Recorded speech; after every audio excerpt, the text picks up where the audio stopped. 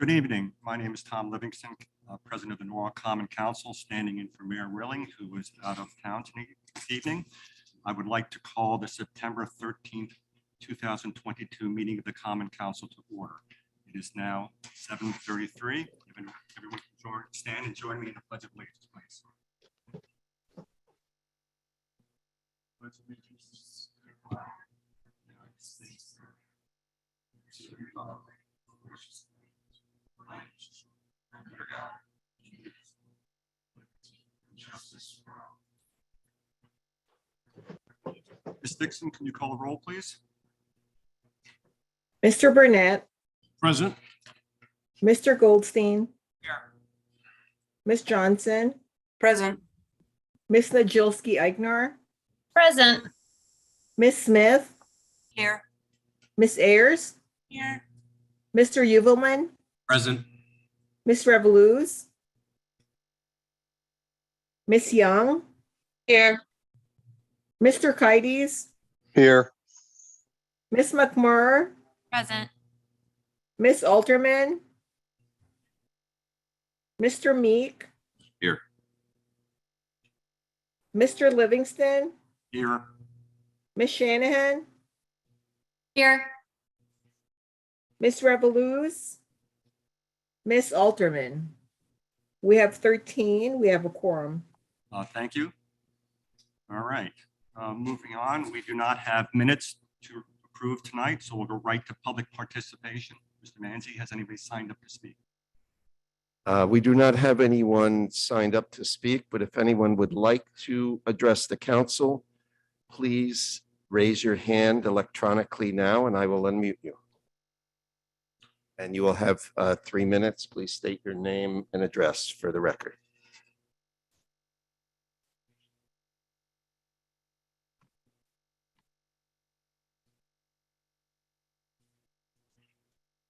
No one? No, I do not see anyone. Does any member of the Common Council have anything like to read in the record from the constituent otherwise? Okay, I will now close public participation and moving to the mayor's remarks. The first item in the resignations and appointments. Resignations, we have Chris Gabrielidis from the Zoning Board of Appeals, Angela Wasuna from the Housing Authority Board of Commissioners, Carl Dickens from the Oak Hills Park Authority, Danielle Sanchik, Zoning Board of Appeals alternate, and Jacqueline Jordan Byron from the Planning and Zoning Commission as an alternate. I want to thank all of these individuals for their service to the city. I know it's a lot of hard work and it's much appreciated. And I will note that 4 of these individuals will be moving on to other roles, including Mr. Dickens and Ms. Wasuna, who have just recently been appointed to the Charter Revision Commission. So moving on to appointments. First appointment is Danielle Sanchik to the Zoning Board of Appeals, regular. Do I have a motion? So moved. All right, great. Please, Nora, Ms. Chelsea. Thank you. So I'm pleased to support the appointment of Danielle Sanchek from an alternate on the Zoning Board of Appeals to a regular position on the Zoning Board of Appeals. Danielle is an architect herself. She has substantial experience being on the other side of a ZBA hearing and has brought that already to her work on the Zoning Board of Appeals. She's raised a number of important questions, including some that have then been passed on to us as council members. And I really appreciate her service so far. And I look forward to her continuing her work with the ZBA. Thank you. Thank you, Ms. Najilski-Eichner. Are there any other comments? Seeing none, I'll call for a vote. All in favor? Opposed? The abstentions? The motion passes unanimously. Congratulations, Ms. Sanchik. Next appointment is for Jacqueline Jordan Byron to the Planning and Zoning Commission as a regular member. Do I have a motion?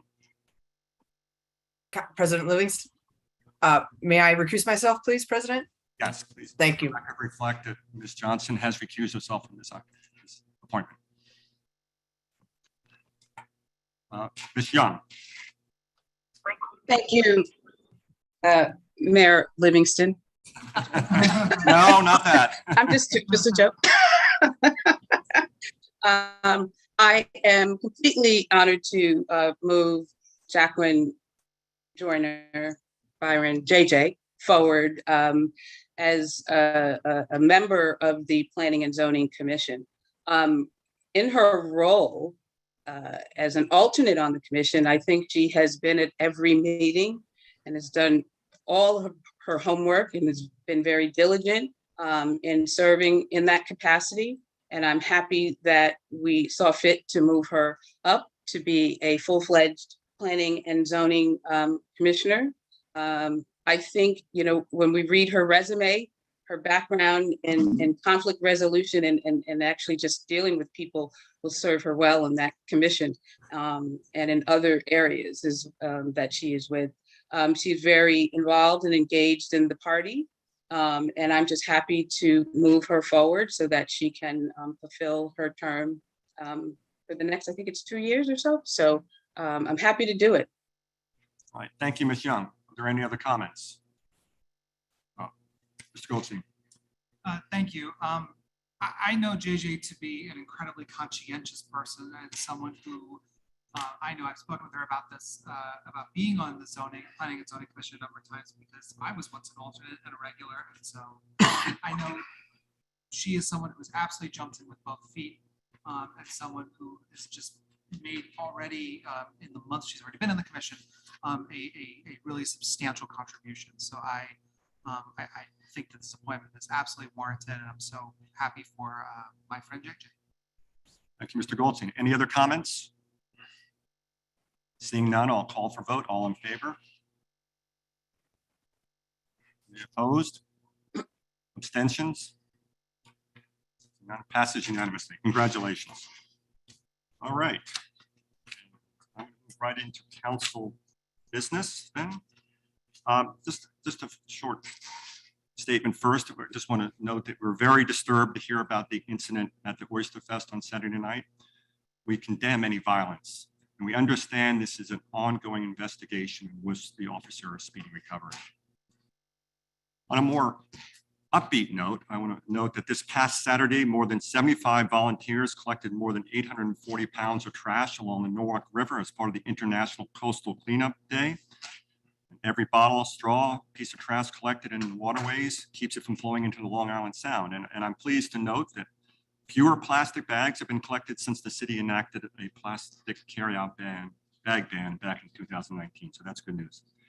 I'll note the sponsors for this year's Norwalk cleanup were Save the Sound, Skip the Plastic Norwalk, Norwalk River Watershed Association, Norwalk River Rowing, Keep Norwalk Beautiful, Orca Foundation, Cleaner Connecticut Coalition, Harbor Watch, Maritime Aquarium, Norwalk Community College. So thank you all for that.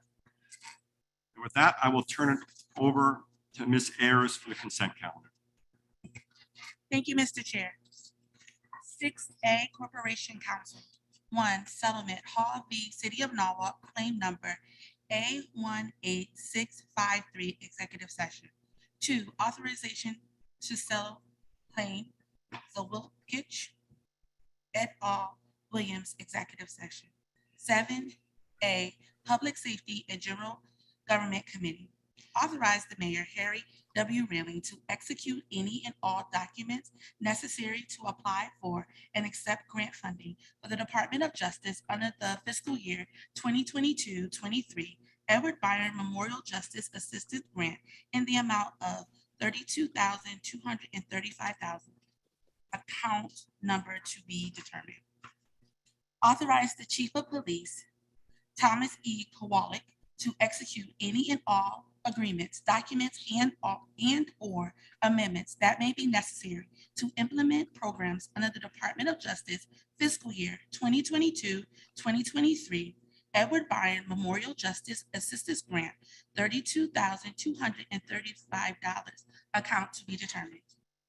3, authorize the mayor, Harry W. Railing, to execute in all agreements, documents, and instruments with the State of Connecticut Department of Energy Services and Public Protection for the use and improvement of telecommunications facilities in Wilton, Connecticut.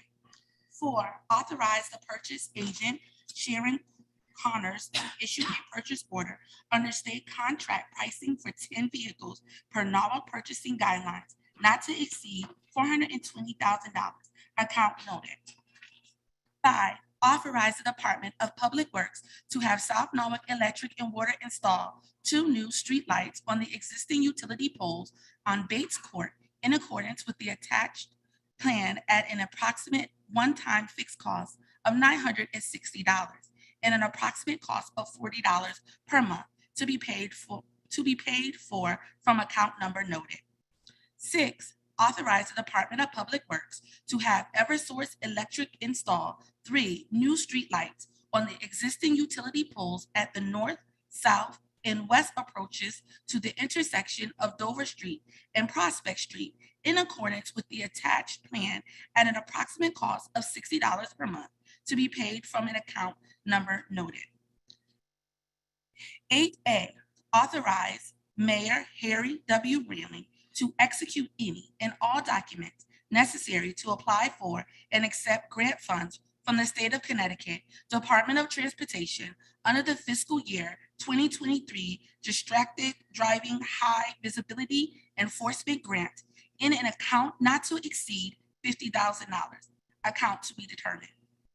8B, authorize the Chief of Police, Thomas E. Kowalik, to execute any and all documents, agreements, instruments, and amendments thereto as may be necessary to implement all programs under the State of Connecticut Department of Transportation fiscal year 2023 Distracted Driving High Visibility Enforcement Grant pursuant to such funding in an account not to exceed $50,000, account to be determined.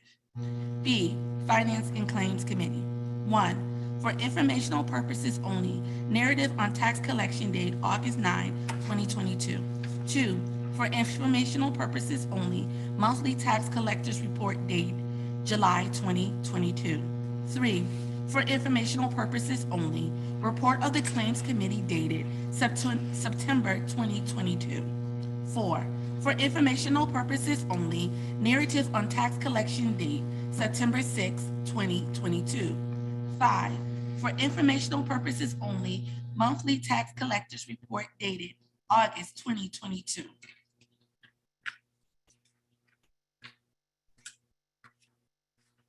Seven, authorize the mayor, Harry W. Railing, to enter into contract with this contract, enter into contract with Vision Government Solutions for reevaluation of residential properties in an amount not to exceed $900,000, account number noted, tax assessor reevaluation, other professional services. 8, authorize the mayor, Harry W. Railing, to enter into contract with Safeguard Analytic, Inc. for reevaluation of the commercial properties in an amount not to exceed $160,000. $160,000, account noted, tax assessor reevaluation, other professional services. 9, authorize the mayor, Harry W. Railing, to enter into contract with Quality Data Services, Inc. for a 1-year managed cloud service in an amount not to exceed $22,500, account number noted. C, Economic and Community Development Committee. 1, authorize the mayor, Harry W. Railing, to sign all forwarding documentation required by HUD for the submission of the PY47 CAPER. 2, approve the sole source request for Getway signage with ABC Sign Corporation in an amount not to exceed $33,000, account numbers noted. D, Public Works Committee. 2, authorize the mayor, Harry W. Railing, to enter into subordination.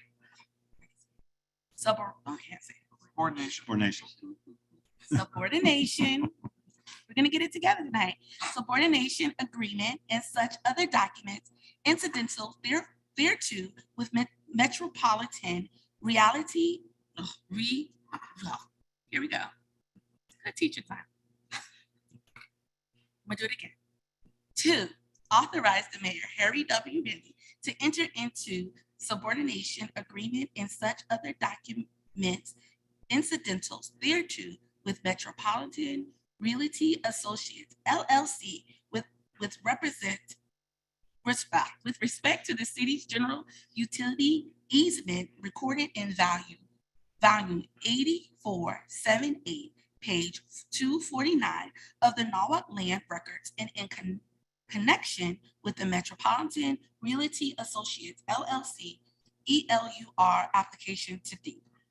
3, authorize the purchasing agent to issue a purchase order to Generous Ford LLC for the purchase of two 2022 F-350 crew cab dump trucks for a sum not to exceed $111,200, $111,246.60. Account number note. 4, authorize the interim Chief of Operations of Public Works to execute an order on contract to the agreement between the City of Norwalk and Ty and Bond for construction inspection observation services for an amount not to exceed $150,000. Account numbers noted. G, land use and building management. 1B, authorize the Office of Building Management to execute change orders on contracts for additional design service for a total not to exceed $100,000. Account noted. 2, authorize to increase the contingency of the contract with GL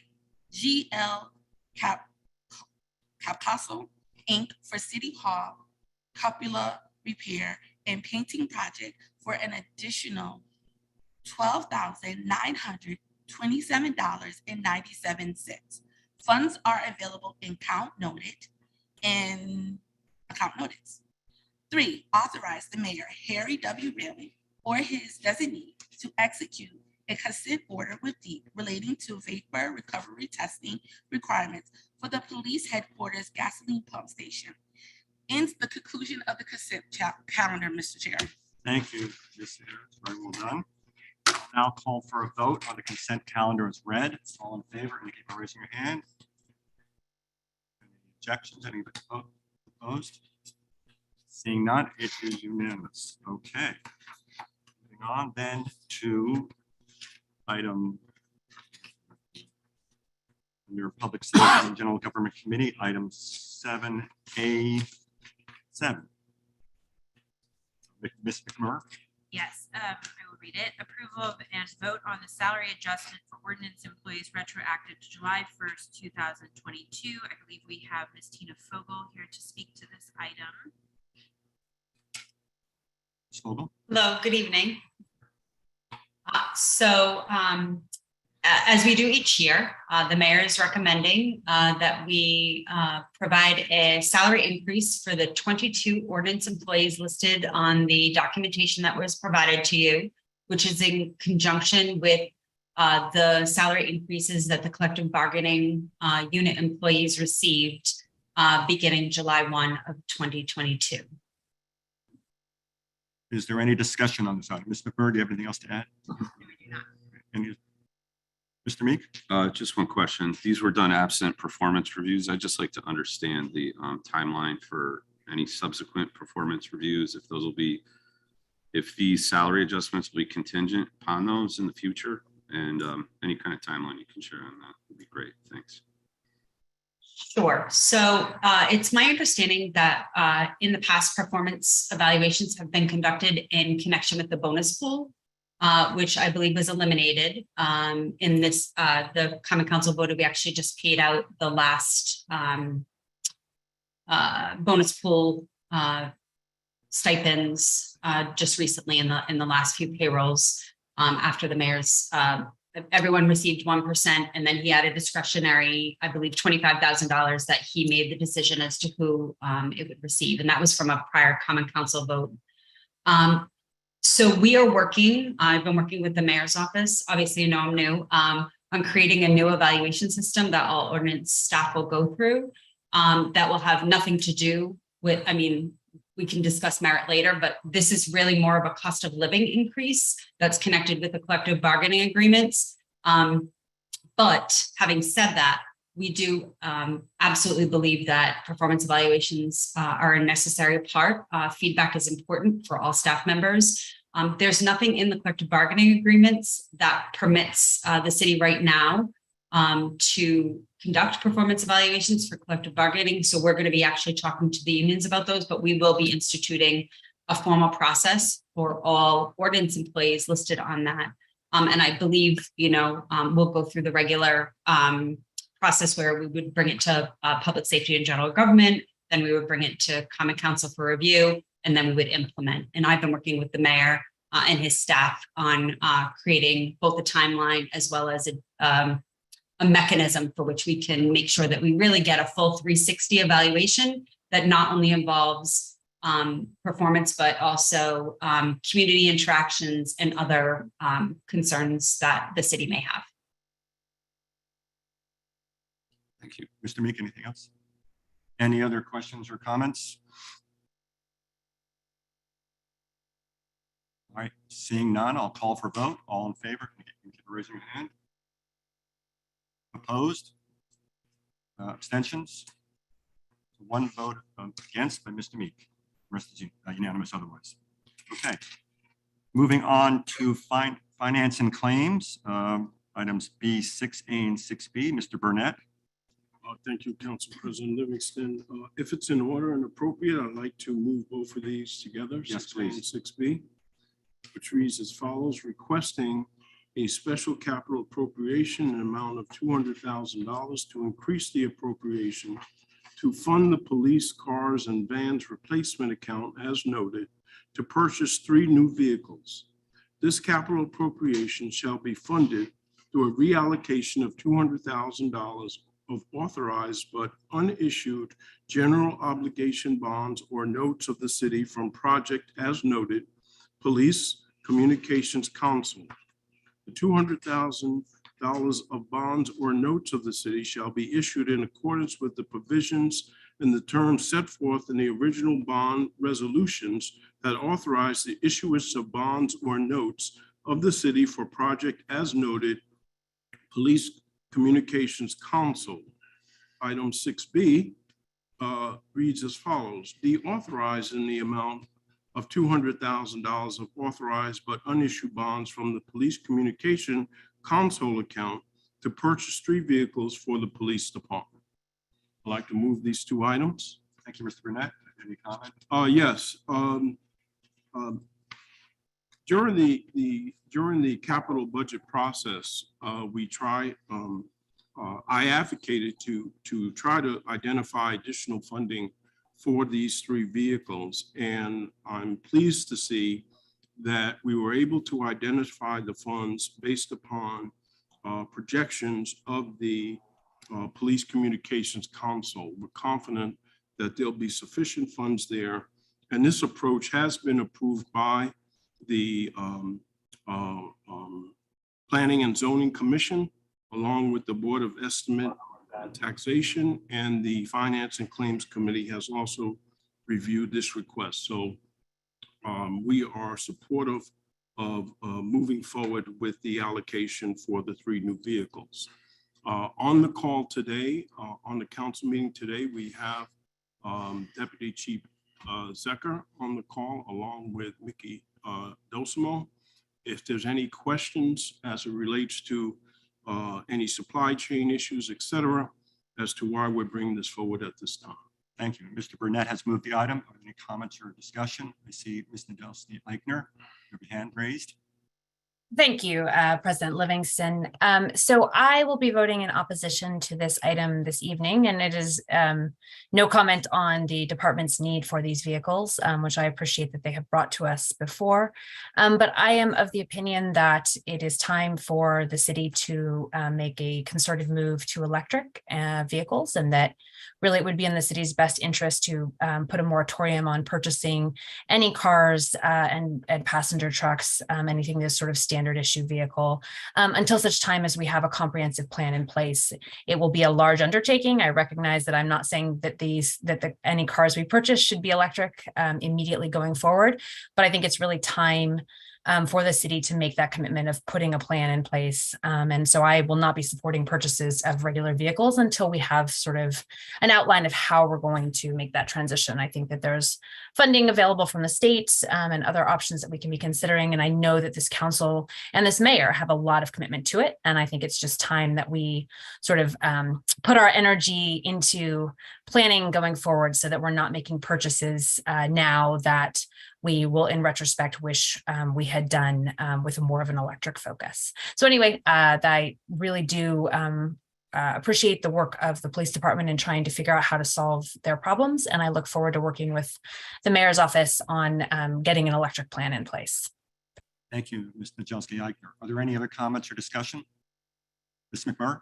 Thank you, President Livingston. I just want to say that I think we all agree that there needs to be a movement towards electric and hybrid vehicles at the very least. And I've had many conversations with the police department about this. They are also very dedicated to this. Unfortunately, there's a supply chain issue right now, and we are unable to get those vehicles at this point in time. And we don't want to suffer a lapse in providing vehicles for this department that is much needed. So I just wanted to make that clear. Thank you, Ms. McMurray. And Mr. Goldstein. I must say I've thought about this, and I think that this is one of these classic examples of when the practical runs up against the ideal. I want to highlight, first of all, that the police department started and made a commitment and has already purchased 10 hybrid vehicles. I think that they've also made a commitment to electric. I think we need to hold them to that. But I also understand that there is a clear need for vehicles, and even though supply chain issues are the watchword of our time and can sometimes be a euphemism, I just want to make sure, and I assume so, but I assume Deputy Chief Zach can speak to this far better than I can, that the police department, voice its commitment to more sustainable green energy vehicles and a plan to develop electric. I don't want to kick this can down the road, but I don't think this vote is the one to do it on. So long as Deputy Chief Zecca and the police department are intent on making serious strides in an infrastructure plan to purchase electric vehicles and maintain them, so long as that assurance is given, I would be all right with voting for these 3 vehicles. Thank you, Mr. Goldstein. Before I get to Deputy Chief, I want to let Ms. Shanahan. Make a Yes, I'd like comment. to join in the comments of my fellow council people about the importance of making commitment to electric vehicles and other green initiatives in the city. I think Mr. Goldstein's comments about not letting the practical overwhelm the ideal in this circumstance is correct. But after this vote tonight, which I will support, after this, I will not be supporting the purchase of other vehicles that are not electric. Thank you, Ms. Shanahan. Deputy Chief Zecca. I see your hand raised. Thank you.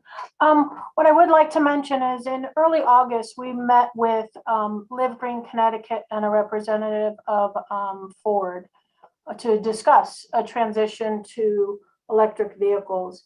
And even in those discussions, it became evident that the reality of moving to an electric fleet, it's not there yet.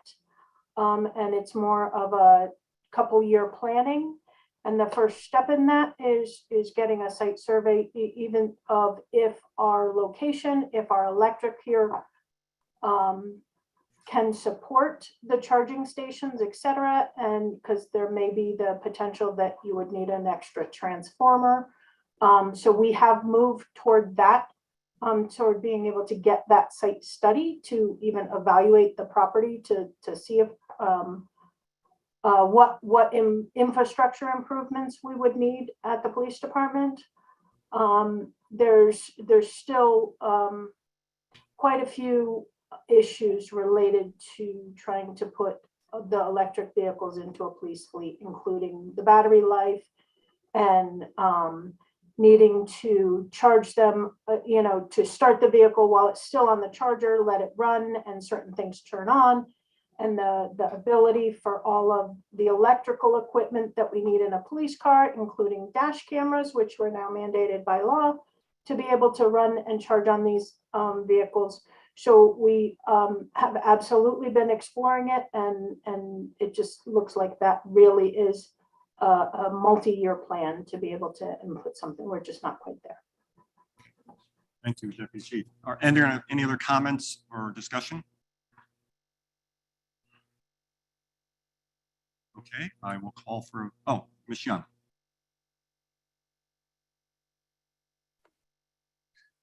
So I hear both sides of this, and I am squarely falling on the side of Chairman McMurr sentiments, and also, you know, what Councilmember Goldstein had said himself. And I also understand Councilwoman Nojelski-Eichner's point. But I think we need to buy these cars. We need to do what we need to do right now, because as Deputy Chief Zecca has explained the process, but it also sounds as if, and maybe you've talked about this, and I'm not sure where, have we done a study of our entire fleet? I think we don't want to just maybe focus on the police department, but other city vehicles at some point. And not sure where that would fall.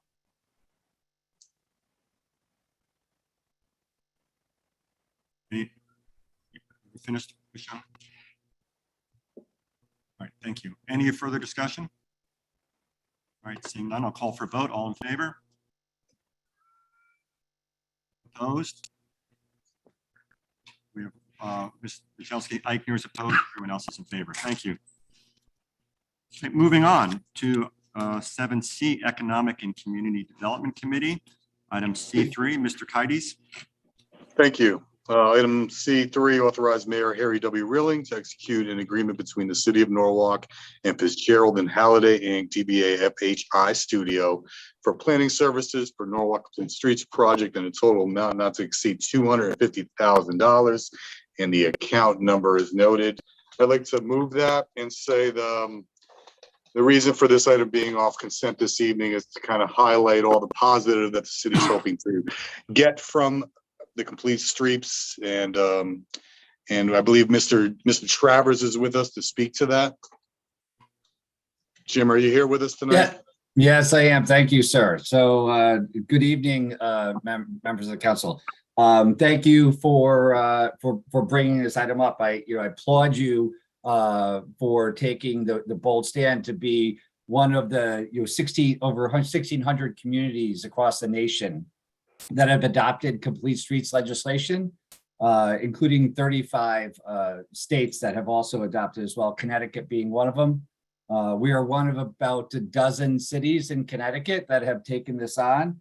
And this is really a bold move to make sure that our streets are safely, conveniently, and invitingly there to serve road users of all users, regardless of their ability. So we will continue to look at safety for vehicular travel while we're looking at, how do we improve the cyclist network in our city? How do we create better sidewalks that people are feeling more comfortable on? How do we serve those members of our community who have disabilities, who rely on public transportation?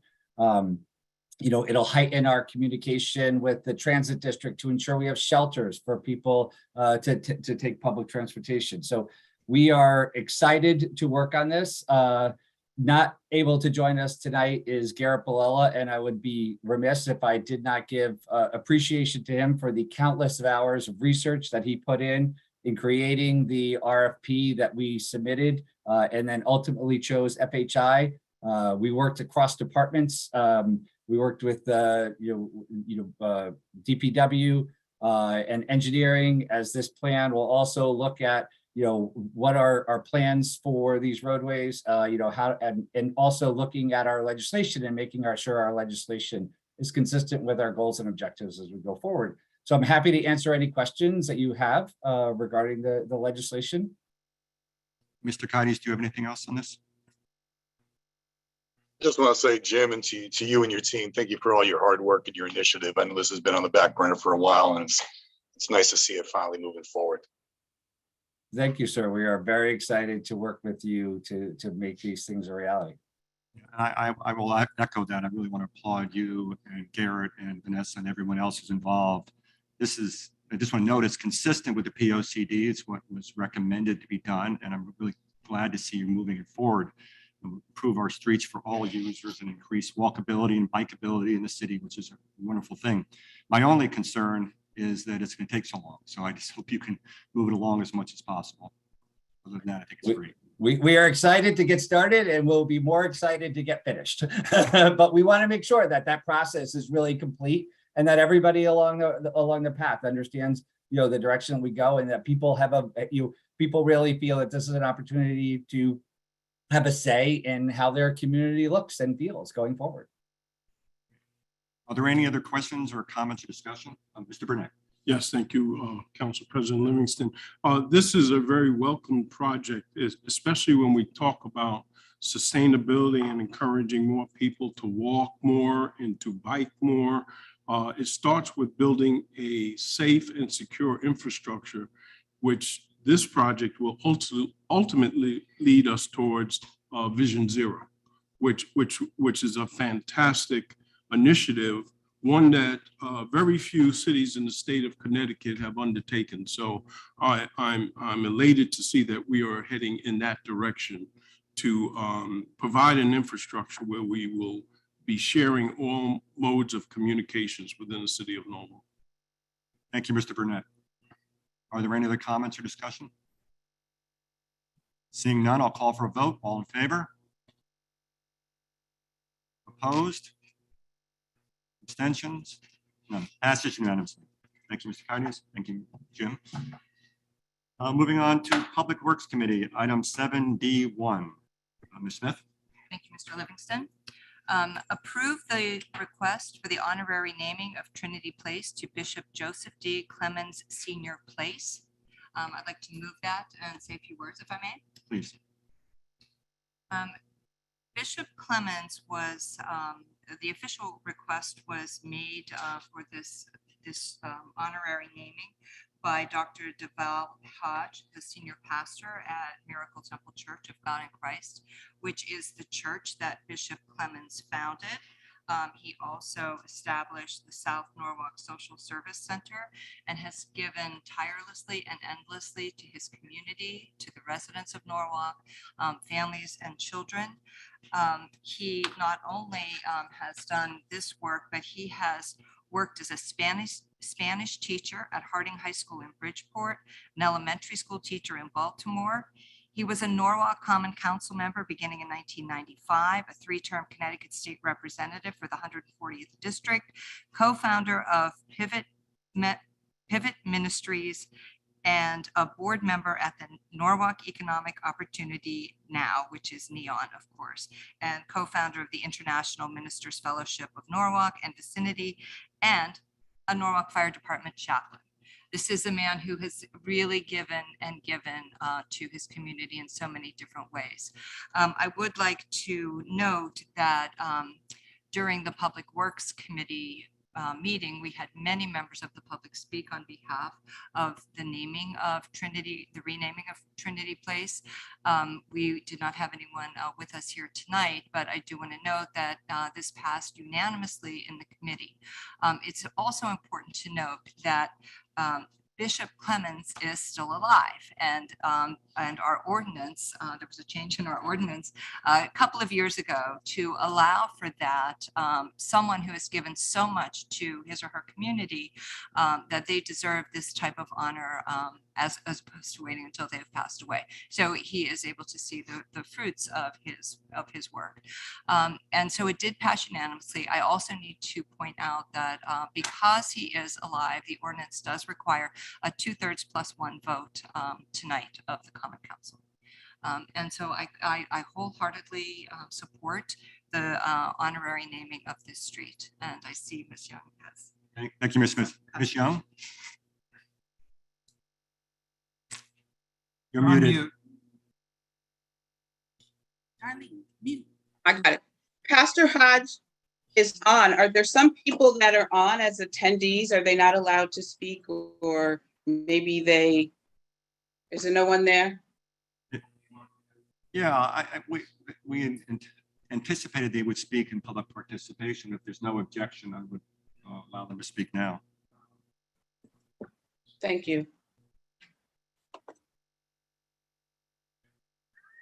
Hello, thank you very much. This is Hodge, the pastor for Miracle Temple, and to our honorable mayor and to all of you, the distinguished members of our Common Council for our great city.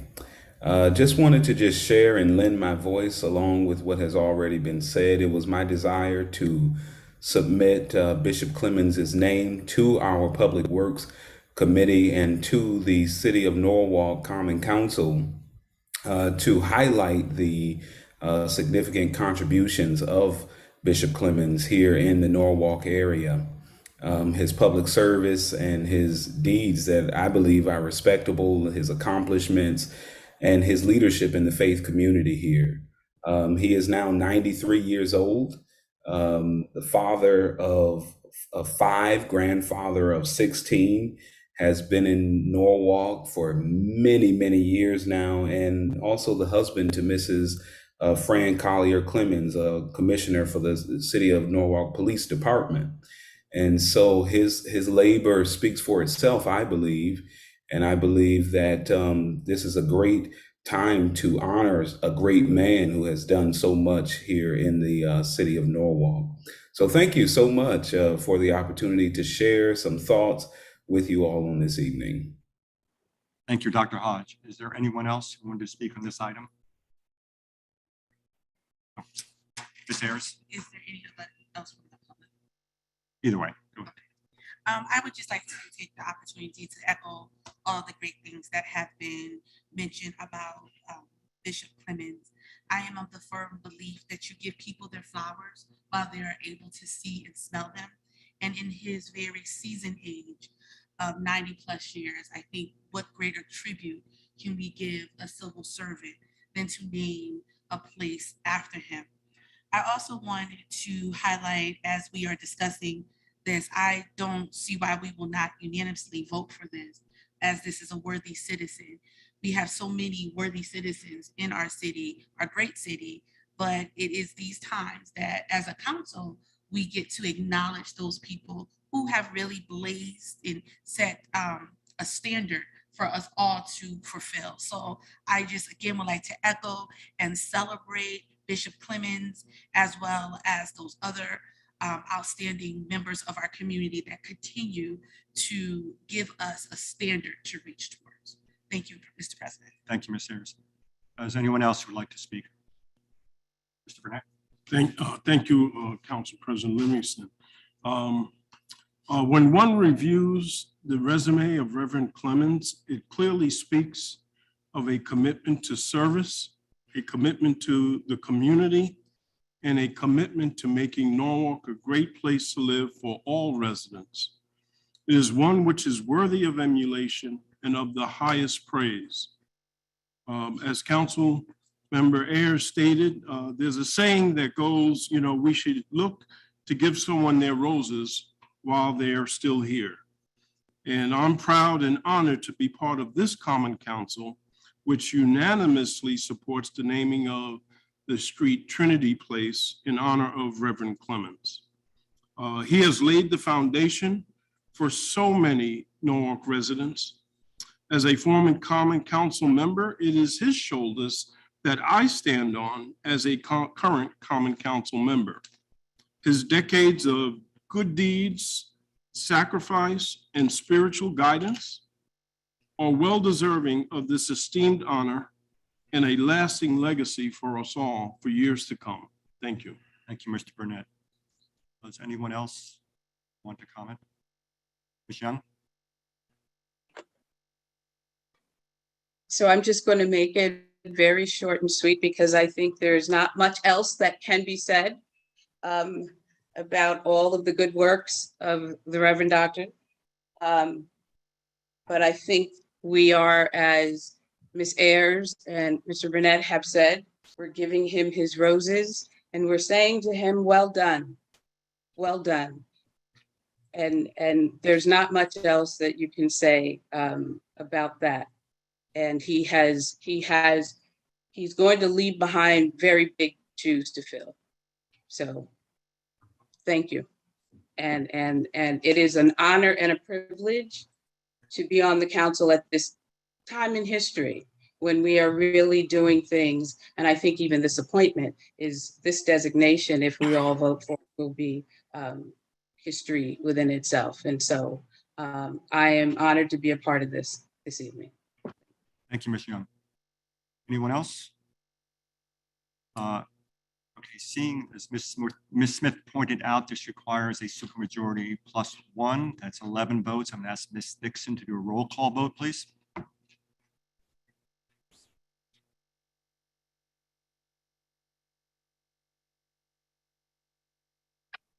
Ms. Dixon, can you hear me?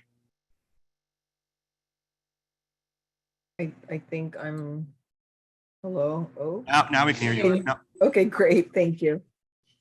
Did you want a roll call vote? Yeah, yes, please. Okay, I missed that, sorry. Okay, Mr. Burnett, Absolutely aye. Mr. Goldstein, Absolutely, yes. Ms. Johnson, Yes. Ms. Najolski Eichner, Aye. Ms. Smith, Yes. Ms. Ayers, Yes. Mr. Uvelman, Aye. Ms. Young, Yes. Mr. Kites, Yes. Ms. McMurr, Yes. Mr. Meek, Yes. Mr. Livingston, Yes. Ms. Shanahan, Yes. it's unanimous. And that is 12 votes. One more than one more than a supermajority. So congratulations. All right. So moving on to land use and building management, item 1A. Authorize the mayor, Harry W. Rilling, to execute an agreement with Tecton Architects to provide architectural design services for the South Norwalk Elementary School project for a total not to exceed $2,756,981. Account noted. This is the continuation of the development of a new South Norwalk school. The city issued an RFQ for architectural design services for the project. We received 9 responses and a selection committee made up of representatives of the Common Council, of the Board of Education, and the city interviewed 4 of those architectural firms and issued an RFP for 3 of them. Based upon a review of these proposals, Tecton was selected in large part because of their willingness and desire to bring the community into the design process to truly make Sono School an integral part of the neighborhood. And with that, we've invited Alan here to give just a short background of the project as a whole. So Alan, if you wouldn't mind. Good evening. Yeah, maybe I just take 5 minutes, if that's okay, to go Please. over about that. 5 years of challenges we faced in terms of coming up with this project and acquiring the property to do this project. Okay, back in 2017, where the board has developed a school facility improvements plan, which included a construction of a new Columbus school, as well as the renovation of the existing Columbus school for another magnet school in South Norwalk. With that plan, the site of Ely site was selected for that purpose, and because it's park property, we recognize that when use of other uses, state approval is required. So at that point, we reached out to DEP and discussed with the staff member multiple times together with our legal department, and to develop a strategy how that could be accomplished. Because basically, whatever land we use for school construction, we have to replace it. As we go through the process, we found that the existing site, when the city developed the park there, we accepted state and federal money for the construction of Ely Park. That process required us to deed the property for open space permanently. And without realizing it at the time, what happened is that the existing Nathaniel Ely Center, actually is a violation of those deed restrictions. The reason being is that when the property is deeded for park purposes, we should have excluded the existing building, which is the Ely School, out of the deed restriction, but that wasn't done. So as we talked to the representative of DEP, we were told that, you know, we could find replacement land, and the area that behind the North Community College was thought as to be large enough, is 10 acres, to be a part of replacement land. And we also told that, you know, in order to do a land conversion, which is also called a land swap, we need to have secured the control of the property that we want to swap. So based on those understanding, we actually hired the architects and designed the building on the Ely site. We actually went out and acquired 10 Tito court and 4 Tito court to make up the square footage that's necessary to build that new school. The proposed Columbus School at the time is for 450 students, for its pre-K to 8. So it's really a little bit unusual. It's not the standard elementary school. It's pre-K to 8. So we went through a lengthy process of designing building so that we can determine what total square footage is required of the site, so that we can find equivalent value in terms of land swap. After we designed it, we had all the information together. We submitted a grant for a request to the DEP for approval for the land conversion. At the time, the staff person that's been on DEP for a long time retired, and a different administrator, it's actually his boss, got involved in the discussion. His perspective is very different from the person we dealt with for a couple of years. The land behind community college was considered not acceptable swap.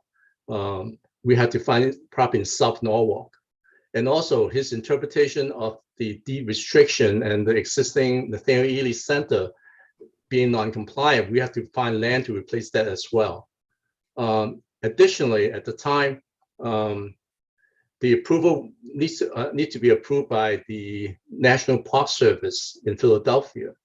And the initial conversation between the state and the National Park Service was that this isn't going to happen.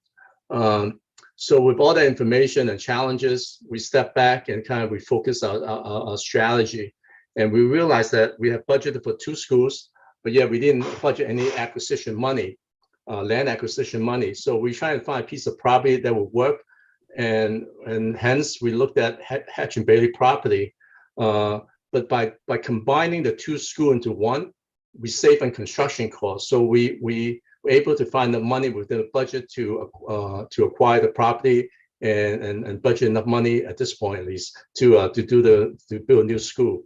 The proposed school, South North School, it's for 682 students. It's from pre-K to 6.